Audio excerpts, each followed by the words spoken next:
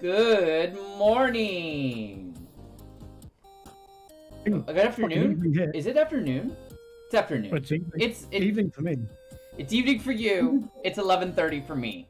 So morning, afternoon-ish, evening.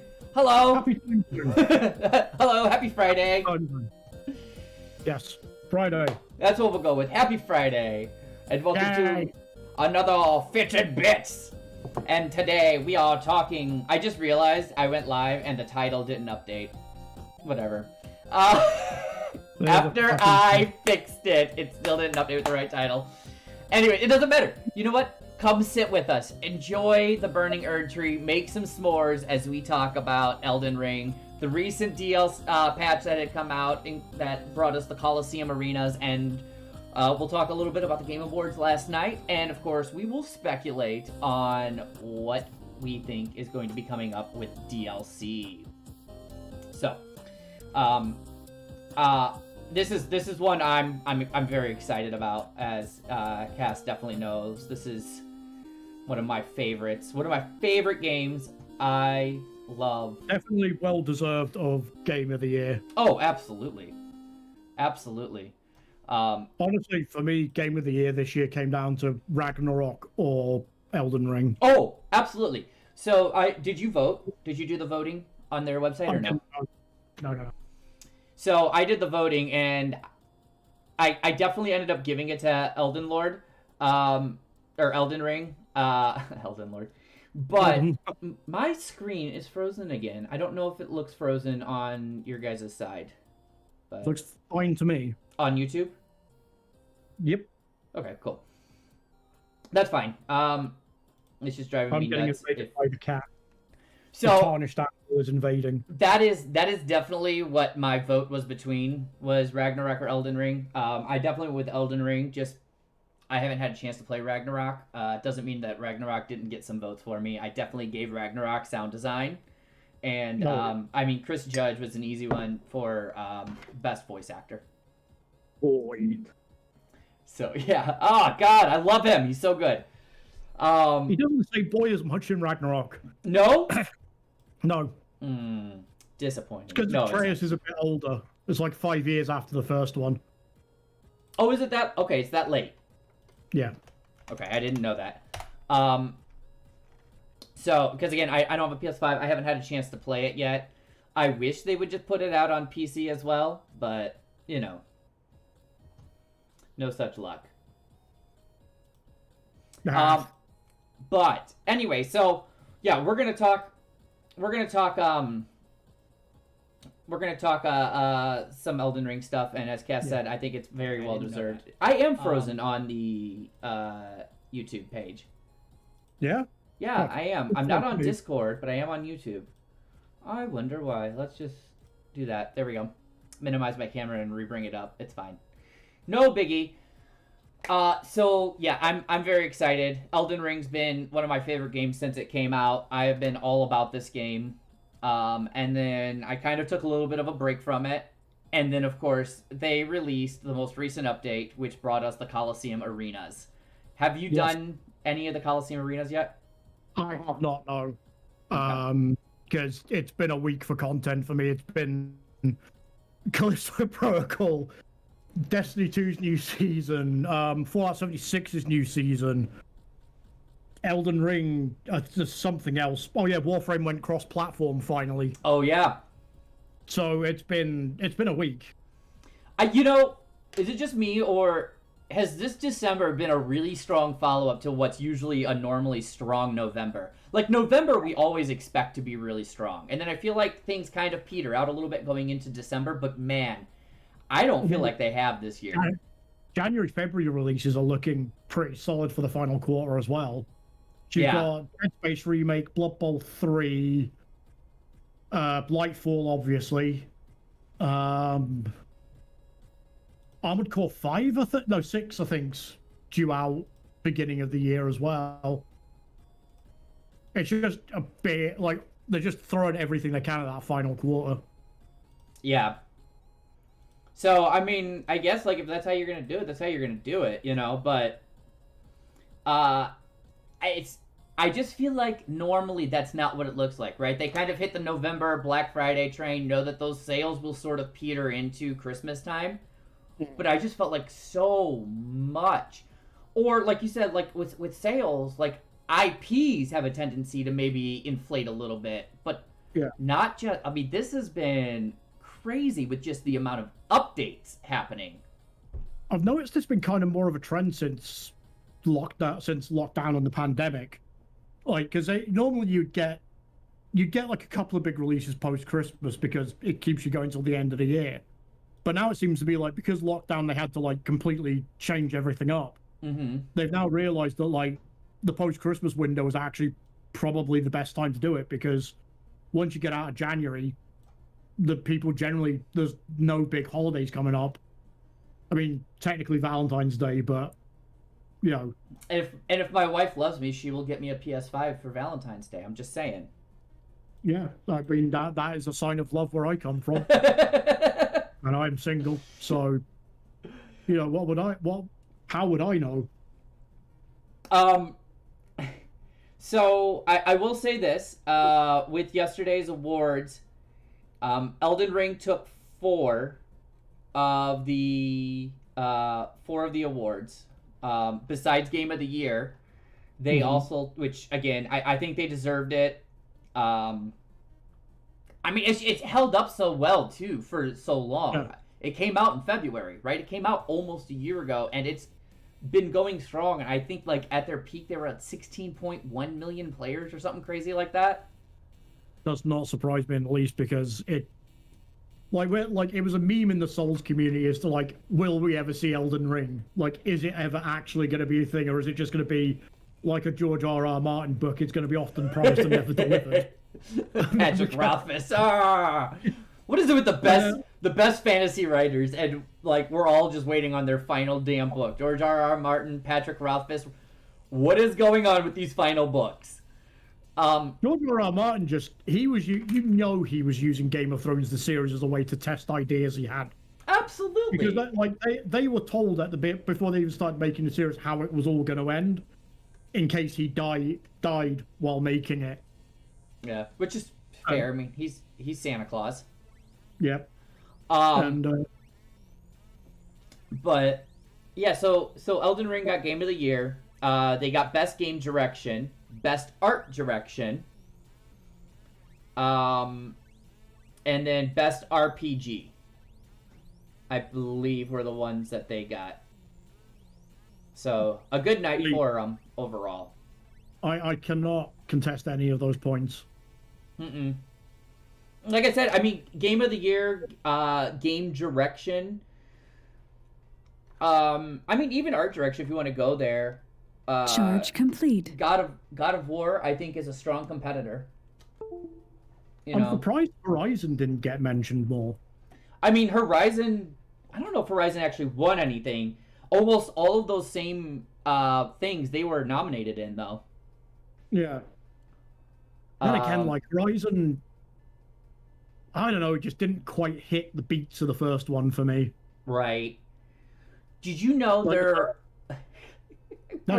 supposed to be talking about Elden Ring. Did you know, though, that they are, there is word that they are working on a Horizon MMO? I had heard that. I also heard they're on about doing a series.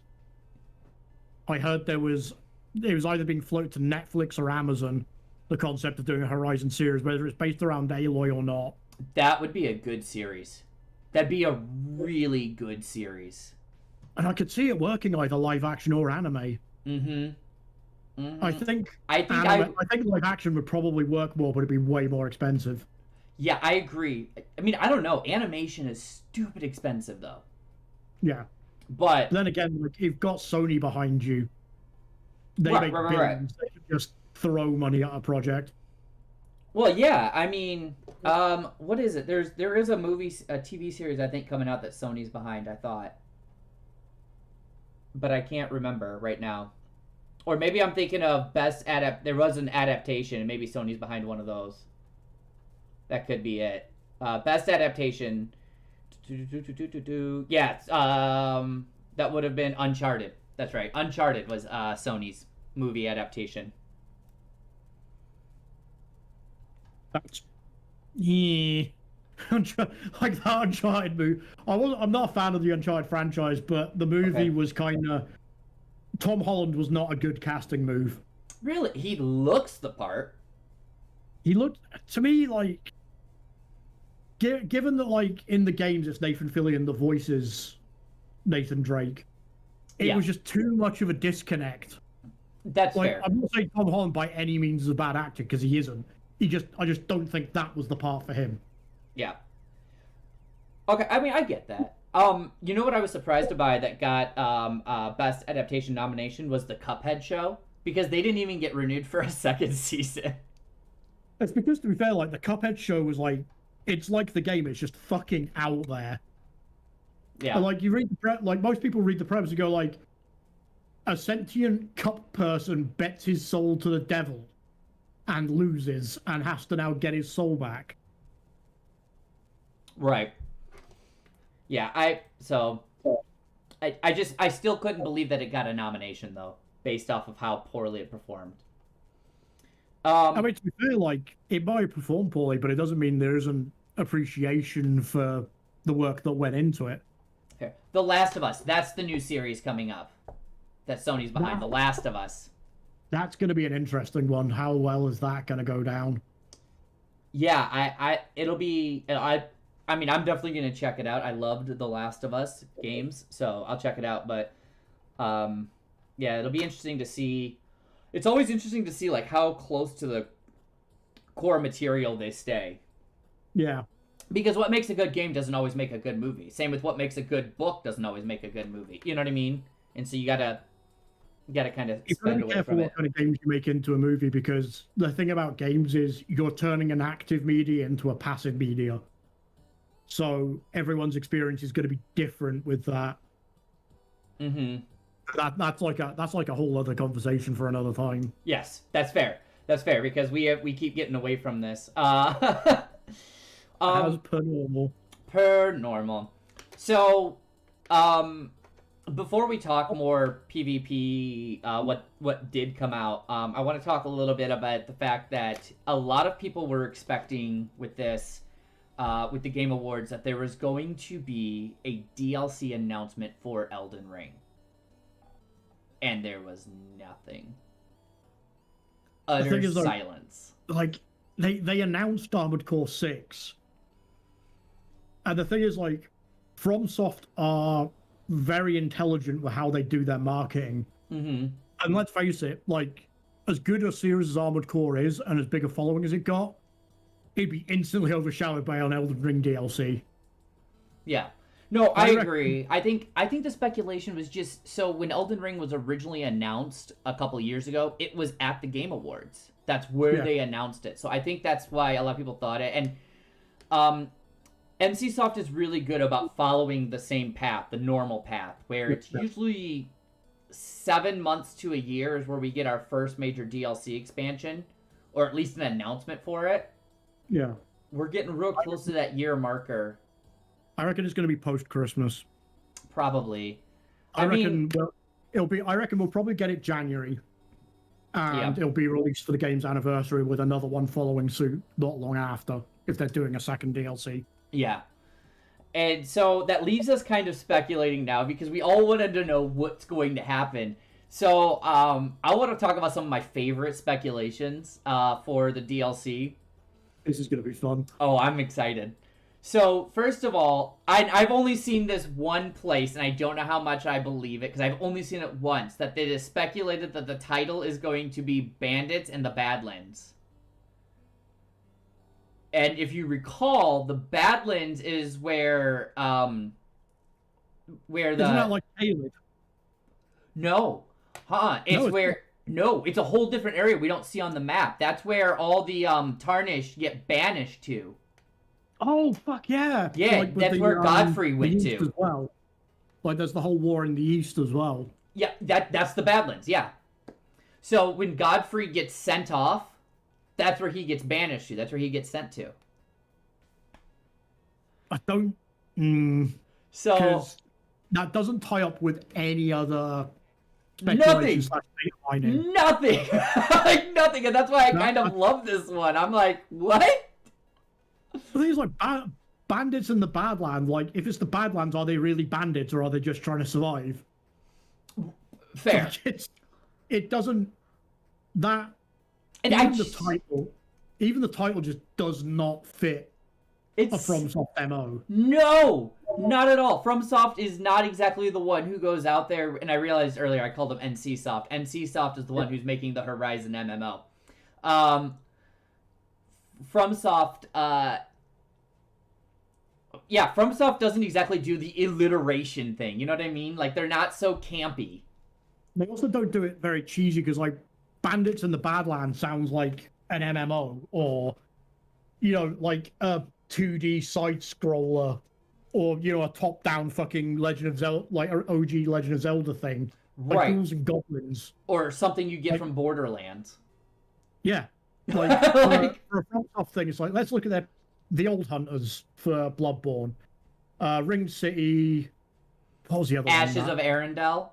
Ashes of Arendelle. That's the closest you get to alliteration, and Ashes is an A and Arendelle spelled with an E, so... Yeah. You've got, like... They're... It wouldn't be Bandit, it'd be like, you know, Bloodstains in the Badlands, or, you know, something like that. Yeah, and I still just don't think they would do alliteration. I just don't think they would. Like, it just... That's so off-brand. It doesn't fit the game, though. Like, I could see why people would speculate that, but it doesn't... Where Elden Ring is and everything that was alluded to, it doesn't fit. Right. Like, I could see it maybe being like Elden Ring 2 starts there. Mm-hmm. But the first DLC, no, because... Nah. That would be massive, right? Like, in theory, that would be massive. Well, there's got to be, like, a whole lot, like, you literally... Because you've got the Eastern Nations, which is where you come from if you start as a samurai, which is alluded to all over the war. Like, I think it's called the Land of Reeds. Yeah. Mm-hmm. So you've got that. You've got the Badlands, where most of the Tarnished have been wandering around for a couple of centuries.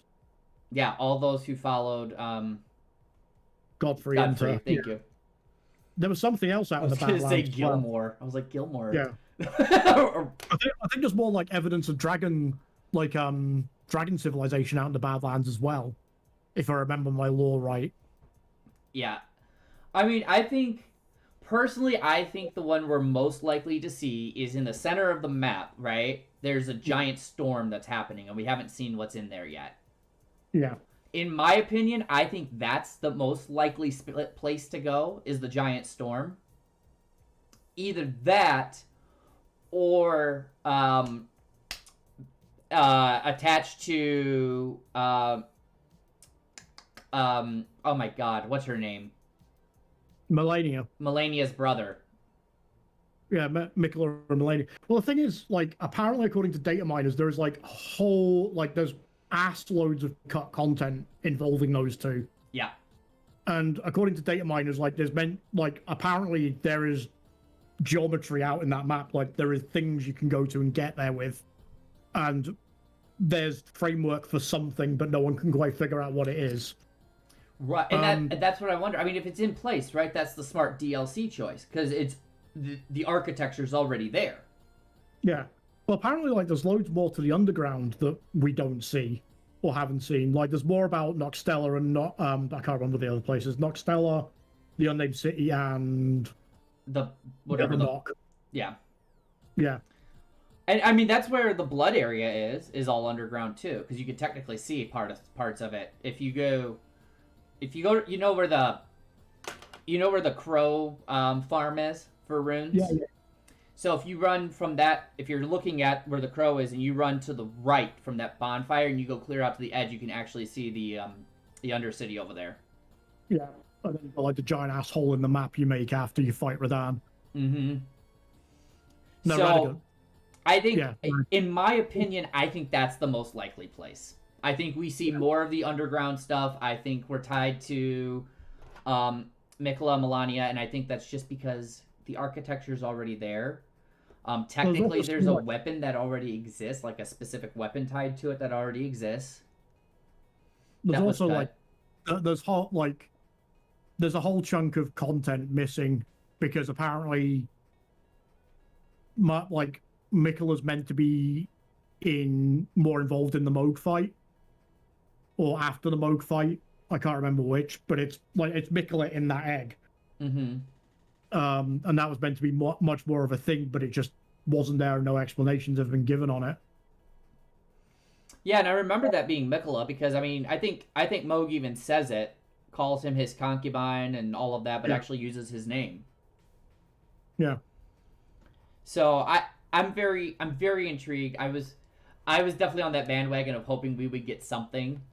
You're absolutely right. It totally would have overshadowed Armored Core, because like I've never been a big Armored Core player. Like I was like, cool, it looks good. Armored Core's kind of fun. It's literally like Gundam, but you build your own mech from the ground up. Yeah. So like you can fully customize your mech and like you go through missions to unlock new parts and shit. And it's just... Go ahead. Sorry. I was gonna say like it's just for me it's just good fun, like building a mech and just going out there and seeing how well it does. Yeah. So I'll probably play it. I mean, I wasn't... Part of the reason I never played it is I wasn't familiar with FromSoft games until Dark Souls 1. Yep. Because I never even played Demon Souls.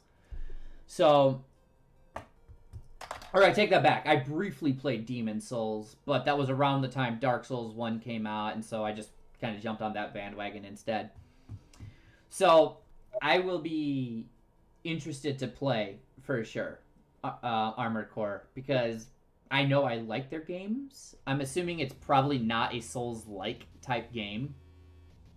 Yes and no. Like, it's got the brutal difficulty. It's got some elements, but you're in a giant mech, you can't dodge roll. So it's a question of, do you go for speed maneuverability or do you tank everything like a champ?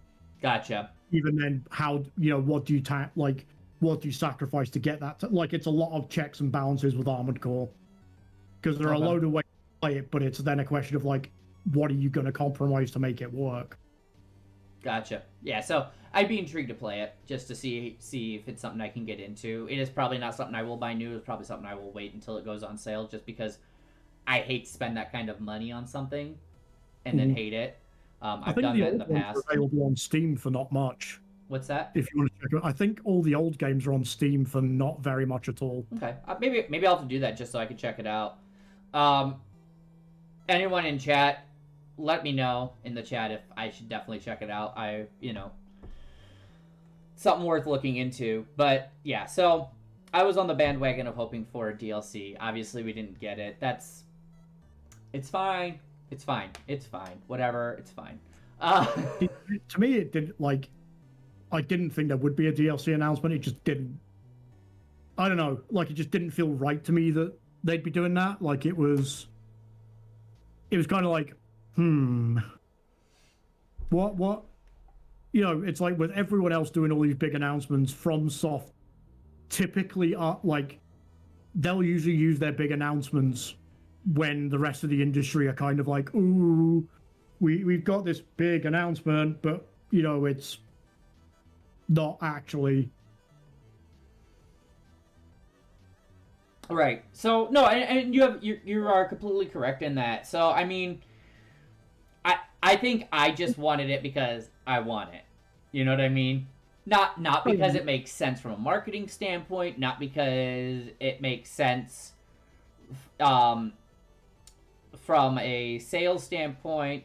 It definitely doesn't make sense if in the fact that NC's got Armored Core and Bandai Namco announces Blue Protocol as an MMO coming to America.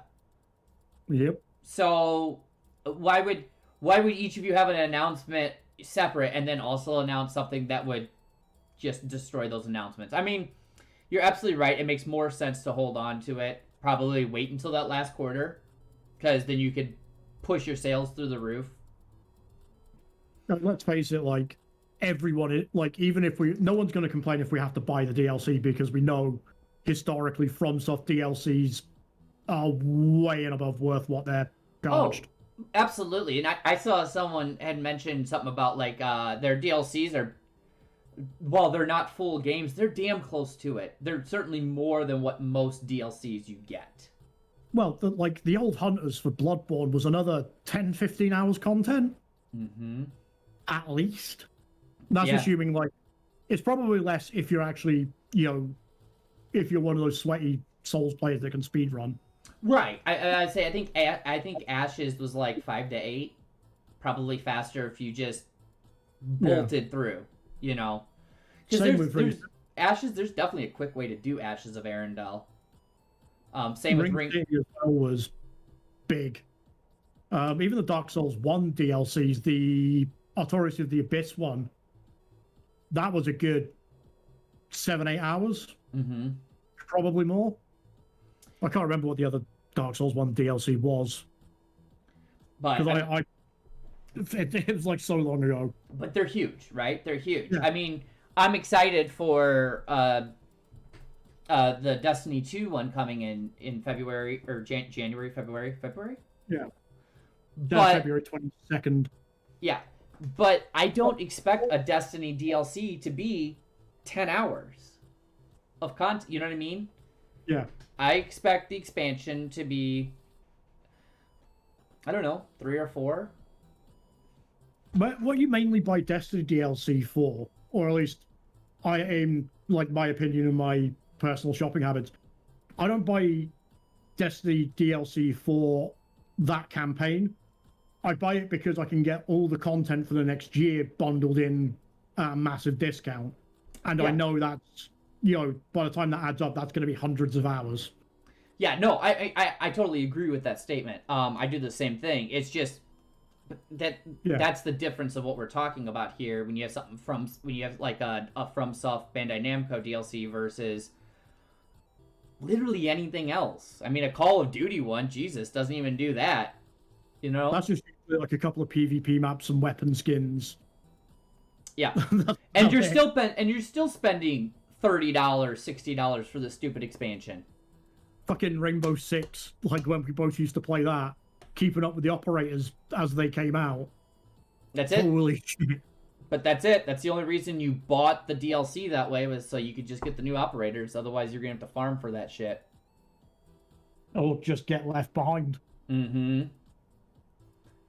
Because those new operators, you needed to know how they fucking played. Yeah, absolutely. I do want to point out, because I just saw something pop up on my other screen here that caught my attention.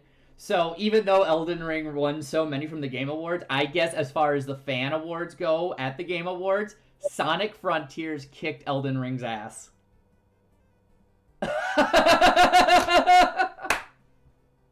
Fucking Sonic fans. They're the weirdest people, and I love it. They are so true to themselves. They are fans that are so true to their content. Do a fucking episode on like Sonic fandom and their OCs. Oh man. Like honestly, like anytime I feel I'm in such a shit place mentally and emotionally, I just Google Sonic the Hedgehog OCs, and like it just makes me feel better about life. Because even though I know most of them are now memes, it's still just like it's such a parody of a parody. Mm-hmm. Yeah, they're intense. I have a friend who is a massive Sonic fan, and I mean, his fandom is insane for Sonic.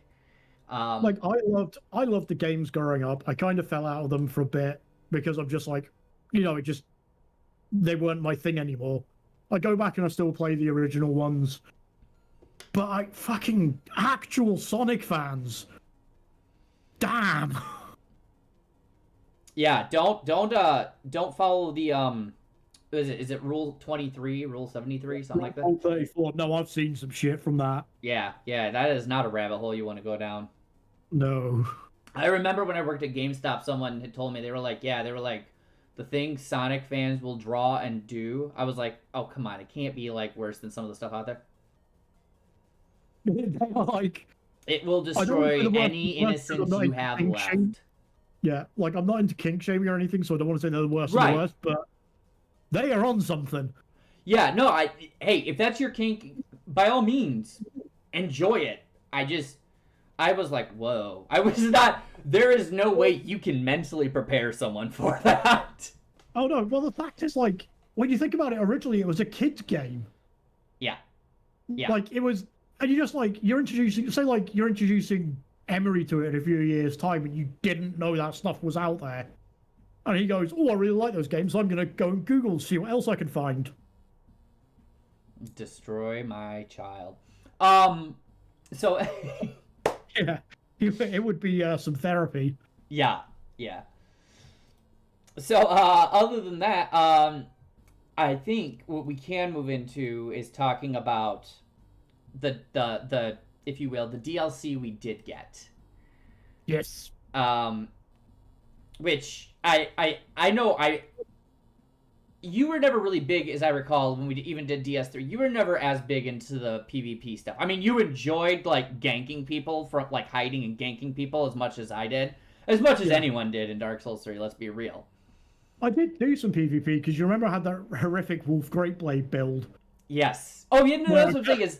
I remember we played enough DS3 together that we specifically said, let's just do PvP build and see what happens. And we would fuck people up for invading us. The best bit was when they didn't expect it, and I just backflip. I just flip towards them, and just go, ha! Have your health bar. Yeah. That really ridiculous. The other variant of the Wolf Greatblade, where you could do that ridiculous dodge slash move. That was the one. That was the one I ran. So you ran that great one, and I ran the one. And the knife was parryable. The dagger you could parry with it as well. Yep. So you could not only parry with it, but then it had the special attack where you're right. You would leap forward and spin in a circle, and it was a low spin. So if someone tried to roll in, you'd hit them. Yep, and then you'd spin and flip out. Yeah, because it was a kind of combo blow, because you could hit it multiple times. It was spin, counter, spin, backflip, or spin back the other way. Yeah. So you pretty much were poise breaking every time. Every time. It was great. And it counted, I believe, as a great sword. So the one you used, I think, counted as a colossal, right? It was a great sword. Yours was a great sword? Okay. It was either a great or a, what's the other classification? So it's not colossal. I honestly can't remember. That's fair. But yeah, so I know we did some PvP builds, but I got really into PvP. And I did on Elden Ring as well. However, when I took a break, the way in which PvP changed drastically was a lot. So it's funny because right now I've got the footage playing showing going to the first arena. So the Colloseum arenas have finally opened up. And those were data mined ages ago, where someone did something with a mod and showcased they were already pre-built on the inside. Yeah. So we knew what they were going to look like. We just didn't know what their purpose was. We all made the assumption based off what they looked like they were going to be PvP. We just didn't know when we were going to get it. It was all over the lore that they were the religion that was before the Erdtree, the Crucible Knights, and they would, that was their thing, was to test people to see if they were worthy. Yeah. And there's even the guy outside this one that our B-roll shows right now, where it's one of the first guys you come across if you go to the first arenas. Matter of fact, it's where you get the withered red finger thing that's a permanent invasion thing. Who says I just want in or something like that. Yeah. But so I played this Faith build, which was my PvP build. I had built it specifically for PvP. Yeah. Okay. It's not going to show any of the fights. We had some exporting issues earlier, and at least it's not 30 minutes of black screen. So it shows you where the first one's at. I apologize. But anyway, so this Faith build, it's a dual pike, so long spears. It was a terror. And madness. It focused a lot on madness. Yeah. They've changed it. Yeah, they've changed it so much. I got my ass kicked in it. I just got smoked. Now, there's different modes. With different Colosseums have different modes. Okay. So, all of them include 1v1 if you want a duel. But the rules of the duels change depending on the Colosseum you're in. So, one of them is 1v1, 180 seconds. So, 3 minutes, 1v1. You just go at each other. Person with the most kills at the end wins. Makes sense. Another one I believe is also 180 seconds. You can call in your spirit ashes. So you can summon and then fight each other. Oh, God. How many fucking Bloodblade ticks or the Mimic Ashes are going to be used? There's quite a bit, but I actually was noticing a lot of people using, like, the summons that bring out multiples of enemies, like those little dudes with the bubble horns. Yeah. I saw a bunch of those. I saw a bunch of mimics. I'm Tish, or Titch, whatever their name is. I'm just as guilty. The skeleton pikeman would be a good one because they act like the skeletons out in the world, unless you physically chunk them when they're down, they'll get back up. Yep. So yeah, I ran a bunch of this stuff, and I started with my PvP build and got my ass handed to me. So 1v1s with Spirit Ashes, and then the other one is a true duel. First one to die. You know, the old school way, like how it was in DS3's PvP arena. On top of that, then, they've included a thing called United Combat. And United Combat, you can go in as teams of 3v3.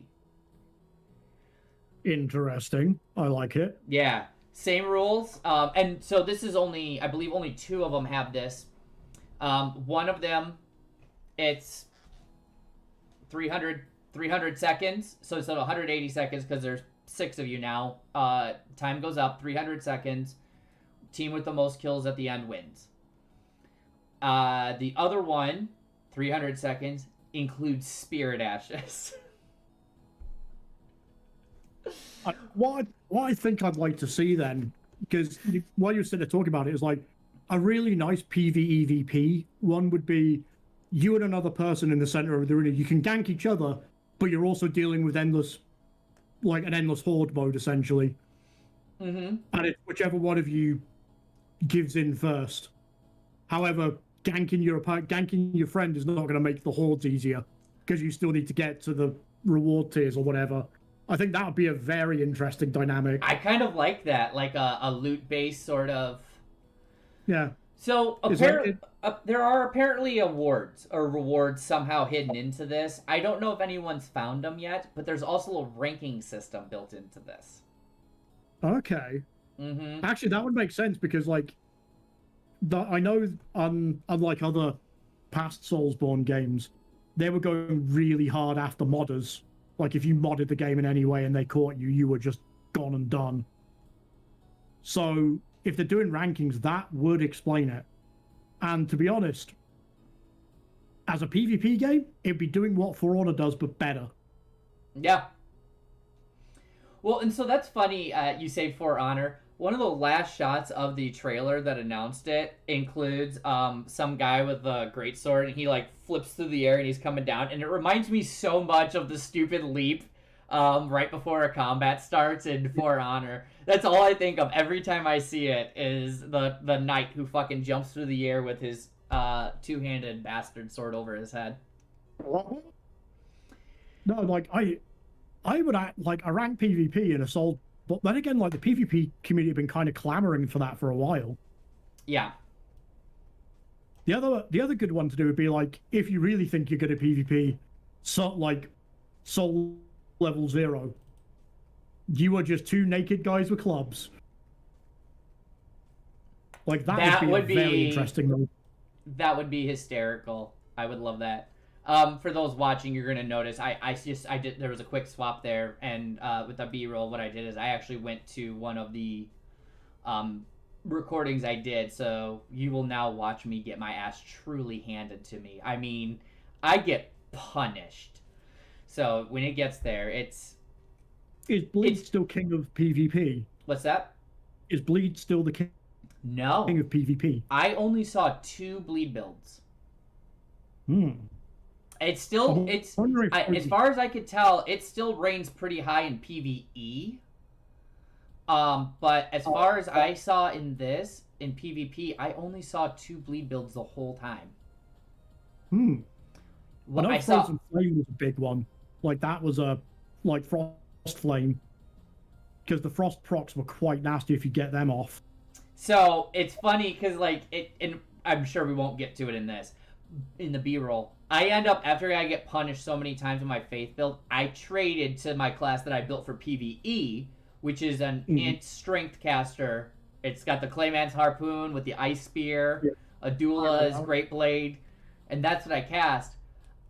I became, the last fight I did was a 3v3, and I ended up being the Grand Battle Master or whatever. Like, I just was fucking putting people down, but it's because the Frost build-up's still so nasty. I wonder then if my Double Moonlight Greatsword build's gonna work then. Might. I saw a lot of int builds. I mean, I saw a lot of Faith builds too, but I saw a lot of int builds. And in the 3v3, what I noticed comes in useful, that fucking catapult where you would like almost never use it PvE wise or dueling because it's got such a build up. Yeah. But even I started using it, and what happened? The reason it worked is 2 guys are focused on one of my teammates. I just have all the time in the world. I did an extra charge of it, threw it right on top of both those guys, and killed them both while they were trying to kill my teammate. The meteor rain could also be very, very nasty in that. It could. You just go, area. Yeah, so I think I haven't tried Meteor Rain. I should try Meteor Rain on it just to see what would happen. So some of those things obviously wouldn't be useful in 1v1s. So that's what I love about this is, as far as like a PvP meta, it depends on what style you want to play. Which is good. I like that. I do too. Ran it like the Dark Moon Sorcery could all work, because that has Frost procs to it. So one of the fights I was in later in this where I get punished by a Faith build, that they were using Dark Moon. Yeah, it's a very, very, like, I've used it in PvE a few times. It's good against invaders. And again, when you're right, because an invader has to worry about multiple people. Yeah. So you wouldn't use it in a one-on-one duel necessarily, except to keep them moving, burn out their stamina bar. Which I use the stars. I cast it as they came to try and engage me. Gotcha. Because I assume you don't start right on each other. You've got distance between each other. A little bit, yeah. I'd use the Dark Moon then. Yeah. Because unless they're doing the sidestep dodge to get to you very, very quickly, they're not going to catch you in casting time. Right. And so what I noticed is they used it a lot like how I use the cannon, which is they would use it when they had a breath and space between, like you said, space and a breath, and they would cast it, because if they have space and that sort of breath, that means 2 people or more are focused on one person. You kind of use, I noticed as a caster, I kind of use my teammates as bait. Yeah. Go focus on them. I did not see, because of it, at least in the 3v3s, you don't see a whole lot of people who don't do some form of casting. Yeah, because it's too good to ignore. It does a ton of damage, yeah. Even bleed builds have some cast on them.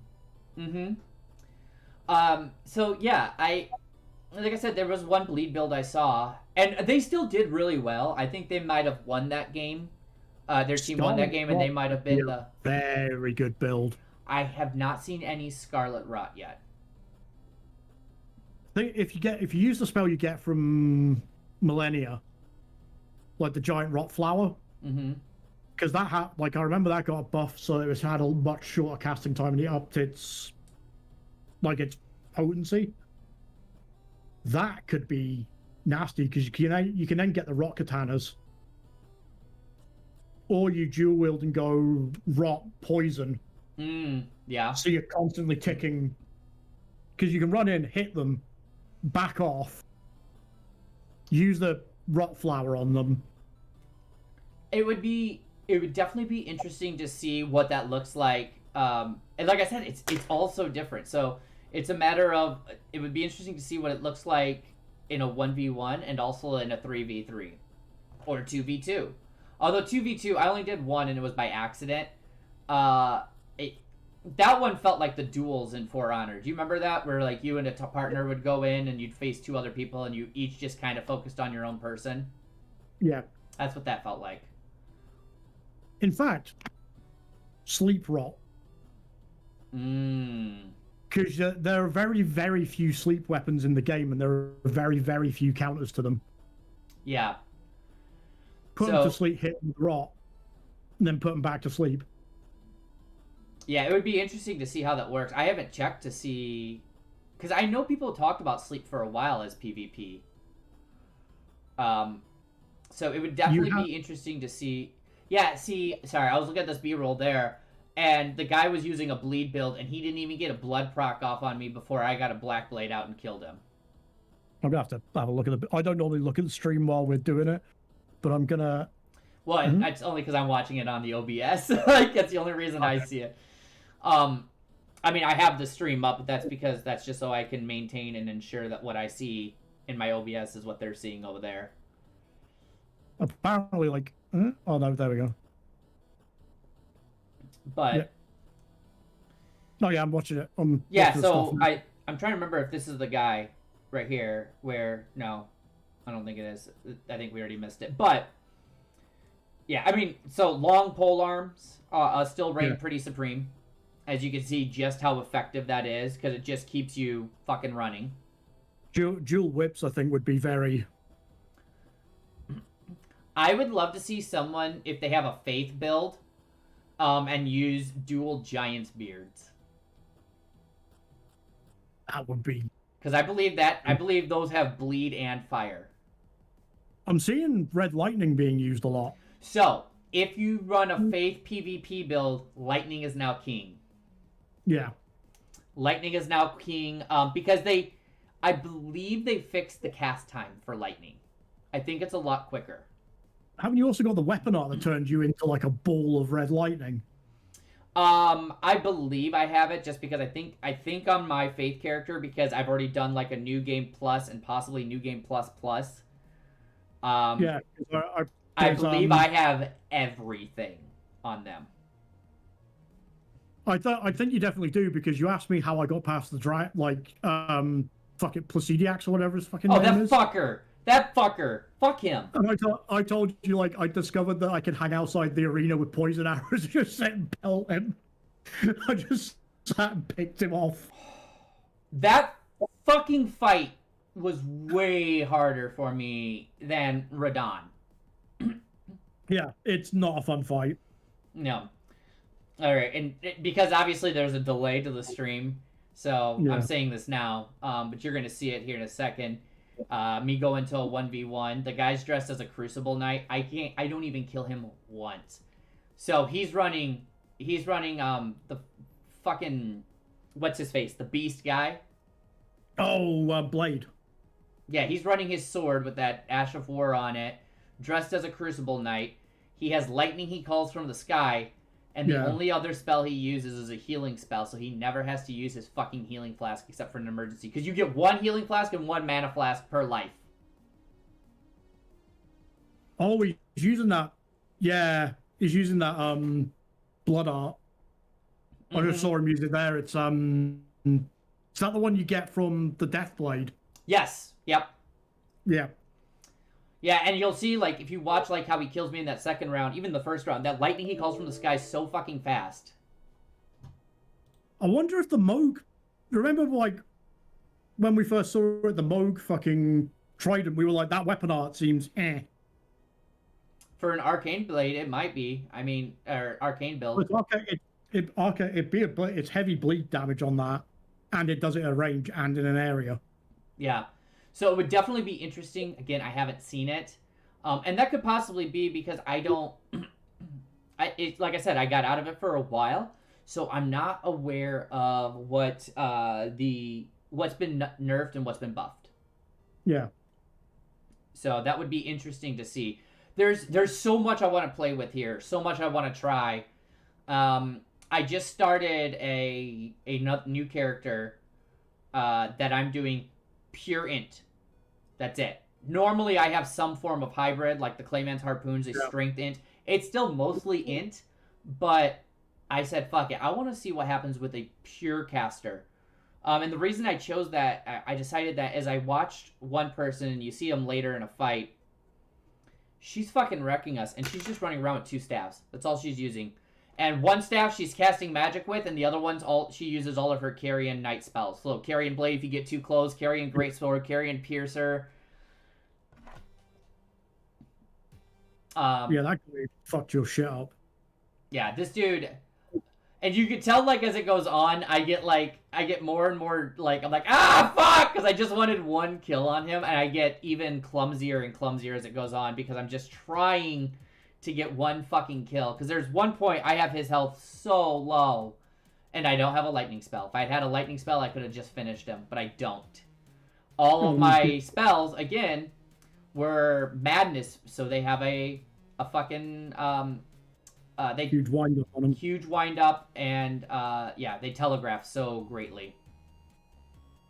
So I'm surprised we're not seeing more people use the that basic bitch weapon art that allows you to like skip in, like the shadow step thing. The quick step.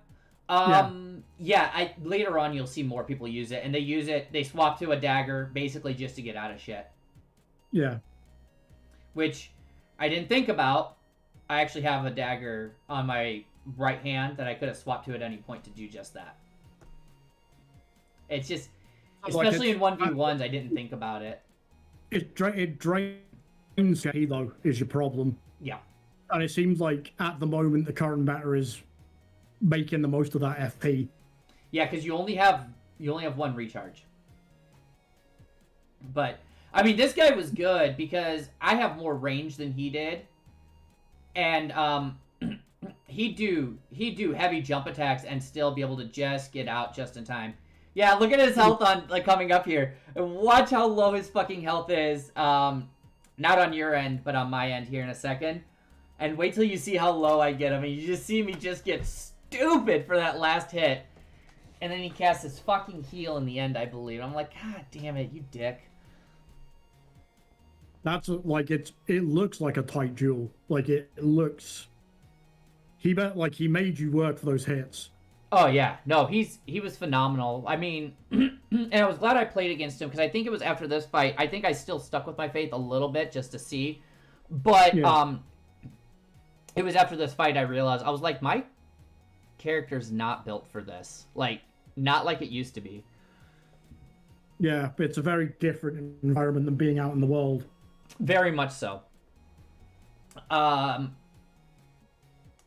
yeah, so it's a ton of fun. I'm really enjoying the PvP arenas, and of course, once you go to each one and you use it once, there's now a statue in the hold right next to the fireplace, and you can talk to that statue and do any of them. So you don't have to make the trek to each of these every time you want to duel or PvP in that area, which I like.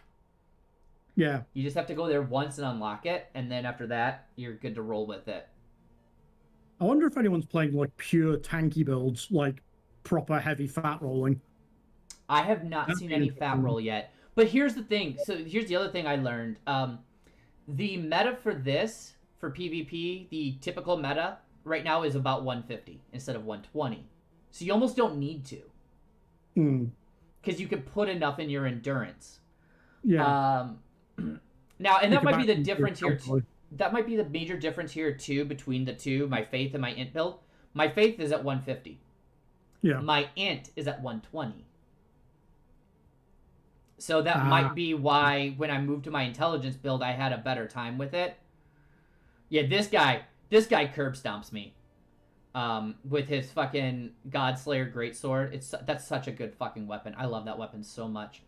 What's that bleed weapon you get from the quest that's the polearm that makes you dash forward?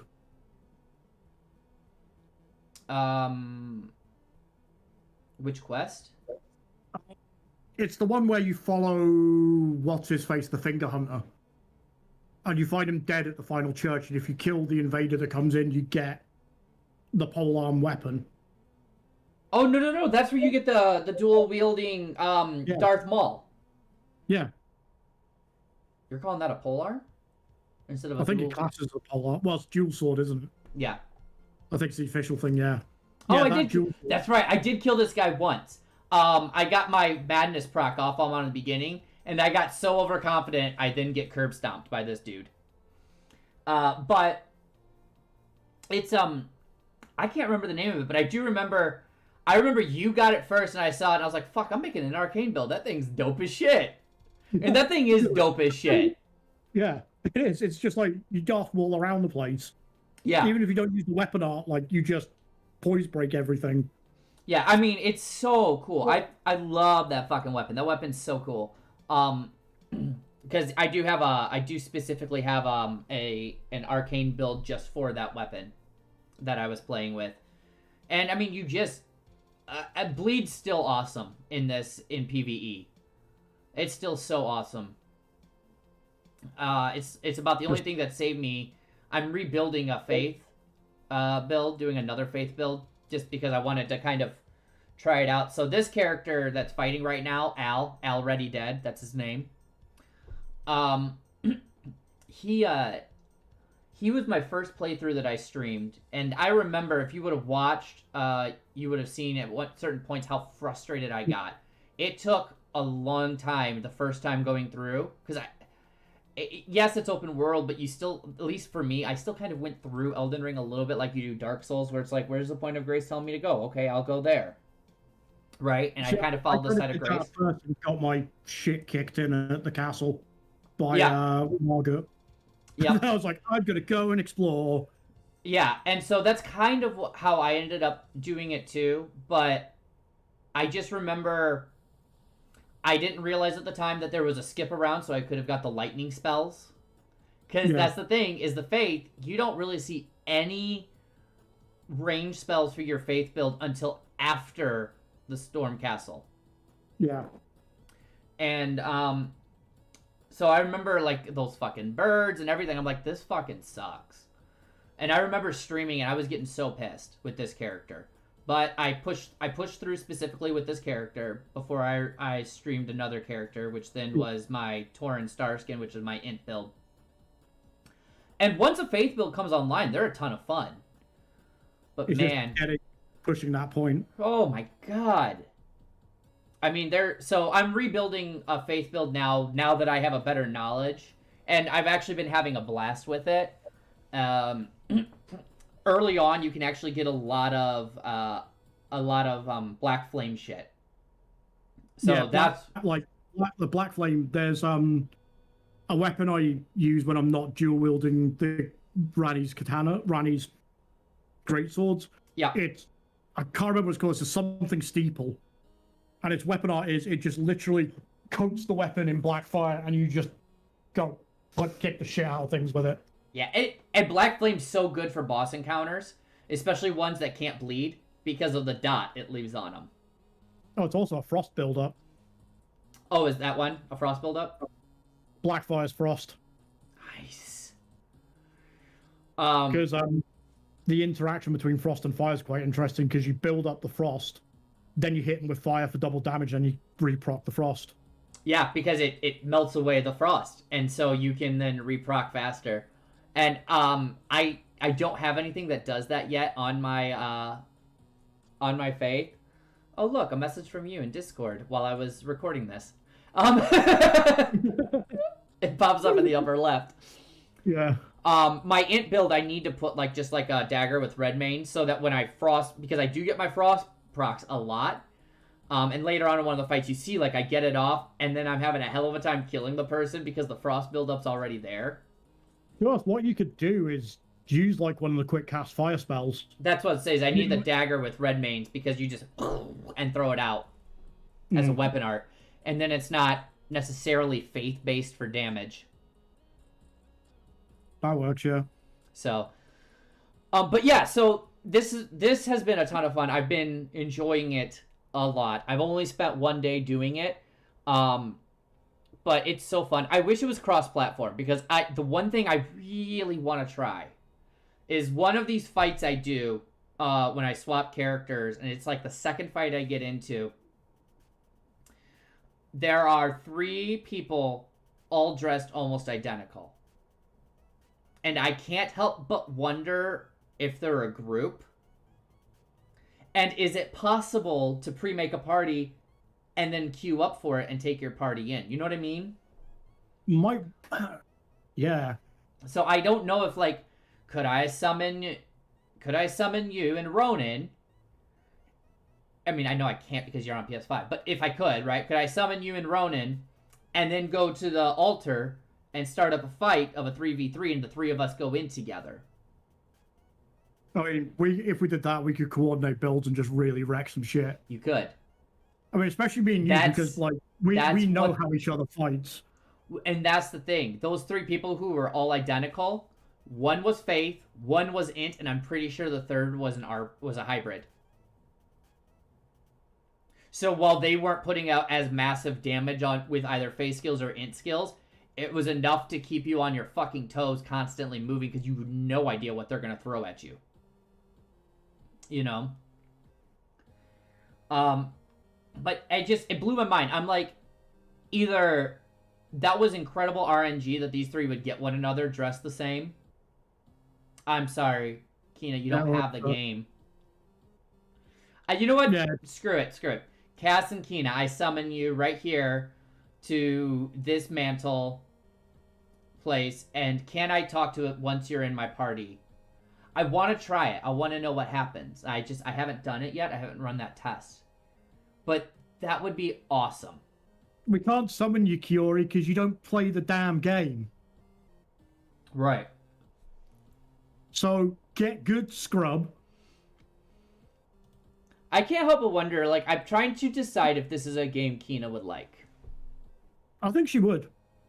Honestly, because... Sans the platforming, and there's quite a bit of it.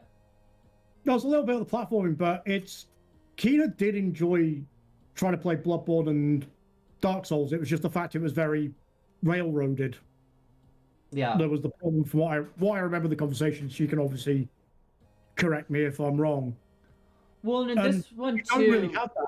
Like, you meet a roadblock in this, but there's plenty of other ways to get around it or to prepare yourself for it. Yeah, not to mention summoning a friend in this one. Yeah. Which, I will say this, Bloodborne I did entirely solo because I had a hell of a time trying to figure out how to summon anyone in that game. You had to put the hunter sign down. You had to get them to the same point that you were at, and then... Well, right. That's how it was in Dark Souls as well. I just felt like, as I recall... I just didn't feel like it was as simple as it was in DS3.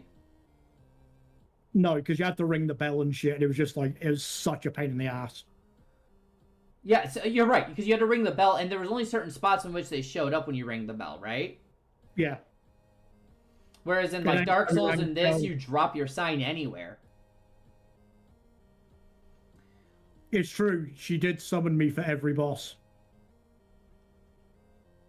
No, it was because, like, I remember, like, we were playing it, and I was always, like, 1 or 2 bosses just ahead of Kiori. By the way, this is... She got, Kas! So, this fight that's coming on right now, with this is the one, 3v3 with Spirit Ashes. There's a chick running around with a blue cape. She's the one who runs... She runs like a hook weapon for a melee, but she runs 2 staffs in both hands. That's one of the God Slayer weapons. Is that the dual God Slayer? I can't remember if it's called the God Slayer, but you get it from... The first one you get is from the boss up at the windmills. And it's got, on one hand, it's a blade, on the other hand, it's kind of a sickle, but it counts as a dual sword. Right. I think that one, though... I think that one you get from the same area you're talking about, but I think that one falls from the ladies. Because the way she's holding it so low. She's not holding that one in the middle. But I know which one you're talking about, because that's a fucking badass weapon. Because that's another one with a black flame weapon art on it. Yeah. The one you're talking about? They've That's the got one that like generic- spins around and it creates the like whirlwind of black flame around you. Yes. Oh, okay, so maybe it wasn't her. It's a guy wearing the witch's hat that's running to this was a whole team of casters. So I apologize, I was wrong on that. But the caster wearing the Ronnie's frost hat is running 2 stabs in each hand. Because I get chewed up by she used the dark mood exactly, and then she's using the waves. Yep. Yeah, she's good. Yeah. She was really good. That moon gave you most of a frost proc. Yeah, yep. So she's very good. But it's just this insanity is my favorite, the 3v3. Yeah. The Spirit Ashes is fun, but I kind of like just like the 3v3. Regardless, both of them are insane. And I had a blast with this. Definitely well worth it. And I know there were some people, there's been some talk on Reddit and stuff of people who were upset that this was the only DLC we got so far. But my thing is the people who play Elden Ring, while it has a really strong PvE population, that population has a tendency to dwindle. Whereas this game has a really strong PvP audience. And they stay for forever until the next game comes out. Yeah. And even then, they'll still go back to it. Like, there are people who will play, who Dark Souls 1 still has a very active Fight Club community. Yep. I mean, so it's really, really incredible to see, and I thoroughly enjoy it. I'm not as good as these people at it. I would like to be. I know that these are people, though, the hours they spend just memorizing weapon arts and memorizing what each weapon art looks like and what each spell looks like, so they know exactly how to roll, when to roll, etc., etc. Yeah. I just don't have the time for that. And then you get someone like Kina come in and just like, 5-stack. Yeah, Kino would come into this game with like a level 2 character and push everyone's shit in, so... She just bitch slap them all. She probably would. Then be like, I'm bad at this game. Yep. It's a very Kina thing. Yeah. But no, it was a ton of fun. I highly recommend, Cass, if you get a chance, go give it a spin. I mean, I'll put that on my weekend agenda because I'm just like, the only other thing is like sitting in Destiny comp all weekend and hating myself for it. So I'm like, I'll do something that might be, like Kiori doesn't do builds, she says. Right, and that's why she kicks everyone else's ass, because everyone else has a build, and so when someone doesn't do a build, you're like, well, how do you counter this? I don't understand. So yeah, it was after that fight with all the magic casters, I fucking changed. I'm like, fuck it, I'm getting my magic caster out. Like, the thing is, you got a fair fucking chunk of hits straight away there. You come in and just like, I mean, I definitely traded well in this. But, like I said, Madness is not what it used to be. Madness used to be king for Faith in PvP. Yeah. For those watching who have been staying with it, that's how long ago it was when I last played PvP. Because if you're also watching, you'll notice how slow the Madness buildup is in this compared to normal. So I think it's good they balance this stuff, though. Like, it's really... Yes, I absolutely agree. That weapon art that I do with that spear where I jump up and it sends out Madness all in front of me, that thing used to be dumb. And I could proc people in about 2 hits. Yeah. I could do that weapon art and then hit and then poke them twice and they had Madness. What? In a PvP environment, that would just be too fucking good. Yeah. Or the Cyclops I-beam. I remember people would spawn in when I would see I would get invaded and I'd get to high ground somewhere so I could see them before they could see me, and I'd blast them with it, and one shot would proc Madness. And that thing used to have a stupid range. I noticed in the arena the range isn't nearly what it used to be, because I did use it at one point at someone. I was like, oh, I'll hit them. Didn't touch them. It dissipated before it got to them. I was like, what? What? Like, so, But I highly recommend it. I think this was great. I know some people were expecting to see even this to have been announced, and this came out the day before Game Awards. So, okay, well, like FromSoft knew what they were doing. They didn't want to kill their own hype. No, and you're absolutely right. I mean, they made the best marketing decision they could have made. It's just like I said. I'll go back to say it again. I wanted something specific because I'm me and I'm being selfish. Oh, absolutely. Like, I want DLC, but I'm also, I know I'm happy to wait. Yeah, I am too. You know, I remember people like you mentioned earlier. People became a meme. Is Elden Ring coming out or not? The thing they did is they kept pushing it back, but when they pushed it back, it wasn't half a game or 3/4 of game. Yeah. It was a full fucking game, and it was brilliant. Did it have problems? Yes. What game doesn't? But FromSoft were very quick to get shit patched and balanced. And it was all the problems it had could all be corrected through hot fixes. Yeah, they didn't need full patches. They did full patches to balance things out. They didn't need, and stop exploits. But most of those exploits were able to be fixed through hot patches. Yes. But yeah, it was. I thoroughly enjoyed it. I'm still enjoying it. I'll probably, depending on after this, whether you end up taking a short rest or not, I will be either doing this or doing the new dungeon that came out today for Destiny. I will probably be taking a nap. Then I will be doing more of this. Like, I mean, like, Salt did message me, so like, so when we're gonna do dungeon, I'm like, if we don't do it tonight, I promise we'll do it tomorrow. I am hanging on a thread. Yeah, if we do it, if we do it, a couple of hours nap and I'll be good. If we do it tomorrow, I have to wait until Emery takes his nap, which is fine. Yeah. We can work with that. So, because we're gonna have to do it anyway. Then we're gonna have to carry Kina through it if she can even get in there. She should be able to. Why wouldn't she be able to? If she doesn't have the dungeon pass. She got the season pass, so is it not under the season pass? No, it's a separate thing, I believe. Question mark. Okay, we'll look into it. Kina, we'll have answers for you soon. But I want to know as people watch this video later, or if you're watching now, what are your builds? What are people running in this? Are you running it? Have you not touched Elden Ring in a while? This fucking Faith guy right here with his stupid Elden stars. Oh God.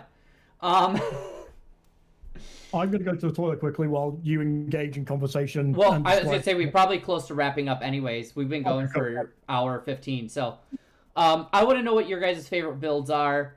Were you disappointed in the fact that there wasn't a major DLC announcement? What are your speculations for the DLC announcement? And because we didn't do it at the beginning, we're going to do it now. Make sure you hit that like, subscribe, and bell for notifications. It all helps us out, and we greatly appreciate it. Also, like, leave a comment. Even if it's just calling me a twat. Yes. You know, comments and stuff really help with our engagement. I mean... Especially because we are so new. This is what, our fourth episode is it? Yeah, and it's been really irregular because of life. So, yeah, apologies. We've consistently kept it on Fridays. So, I would say, I know when we came out, we said we wanted to do one a week. At this point, we're really kind of at one every other. We want to get to one a week, but as Cass said, life. So... One a fortnight seems doable for now until things settle a bit. Yeah, absolutely. It also gives you guys time to suggest stuff you want to see us talk about and for us to actually do research. Yeah, because I know that was the thing, is we came out hot with the Destiny one, but the point is we've been talking about it for like 2 weeks prior. So we had our research done, and then we were like, oh my God, trying to do research for blah, blah, blah, blah. It's so hard. Well, duh, because last time we had more than a week. What's that? There's so many good subjects we've got on deck, and we're just like, we're trying to get the research to back up arguments. It's like, fuck. Right, and so we ended up swapping to this one from what we were gonna do originally because the Game Awards happened, and there was a huge expectation of a DLC. We knew something was coming. Timing was too perfect, and if you all can't tell, I'm so excited. Like, I love this game. Anyways, yeah, I think I have like 400 hours in this game right now.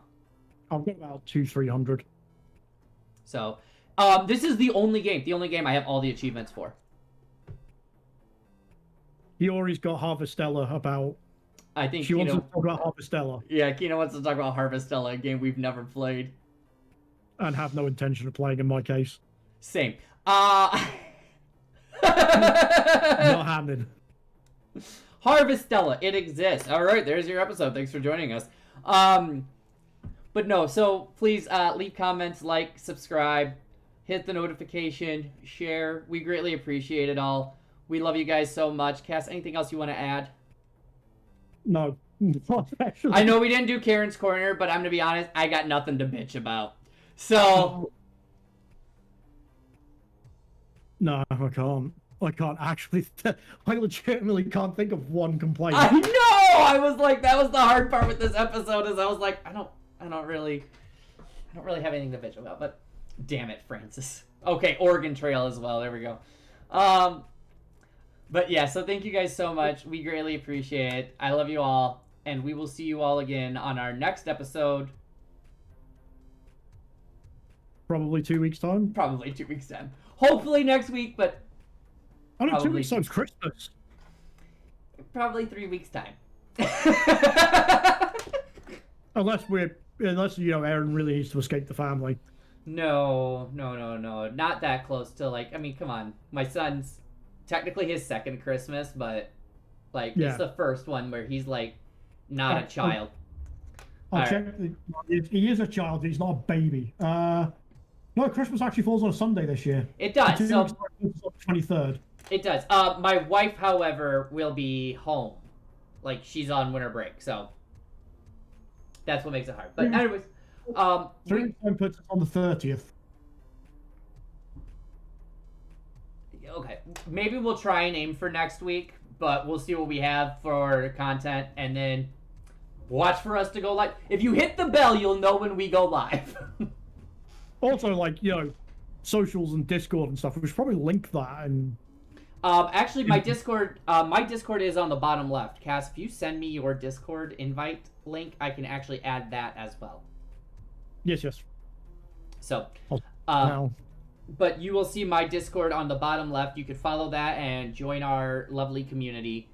If you follow that, it's even easier for Cass to find you later, because Cass is one of my cohorts and a mod in that, so it's pretty easy for Cass to start just sending people invites from that to theirs as well. And pictures of my butt. Yes. Butt pics happen. Butt pics happen.